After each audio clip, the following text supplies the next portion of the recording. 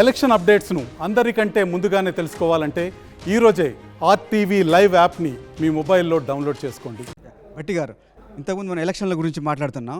మన పక్కనే ఉన్న రాష్ట్రం ఆంధ్రప్రదేశ్లో ఎవరు అధికారంలోకి రాబోతున్నారు అనుకుంటున్నారు? నేను ఎప్పుడే చెప్పాను కదండి, ఎవరిని అడిగినా కానీ ఇద్దరు పోటాపోటీగా మేమే వస్తాం అని చెప్తా ఉన్నారు. పెద్దగా నేను దాంట్లో కానీ మీకు సర్వే తెలుసు, చేయించలేదు.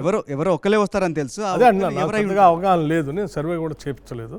ఇద్దరు పోటీ పడుతూ మేమే వస్తాం అని చెప్తా ఉన్నాం. ఈసారి ఆంధ్రప్రదేశ్లో కాంగ్రెస్ పార్టీ ఖాతా తెరవబోతుందా? కాంగ్రెస్ పార్టీ ఆంధ్రప్రదేశ్లో గట్టిగా పనిచేసింది. ప్రజలు ఏ రకమైన నిర్ణయం చేస్తారో రిజల్ట్స్ వస్తే తెలుస్తుంది. అంటే మీకు ఒక్క సీట్ అయినా వస్తుంది అన్న నమ్మకం ఏమన్నా కలిగి ఉందా? అంటే పెద్దగా నేను అదే చెప్తా ఉన్నాను, దాని మీద పెద్దగా నేను దృష్టి పెట్టలేదు ఆంధ్రప్రదేశ్లో. అందుకే నేను లోతుగా మీకు ఏం సమాధానం చెప్పలేకపోతున్నాను. బట్ డెఫినెట్గా కాంగ్రెస్ పార్టీ ఆడ గట్టిగా పనిచేసింది.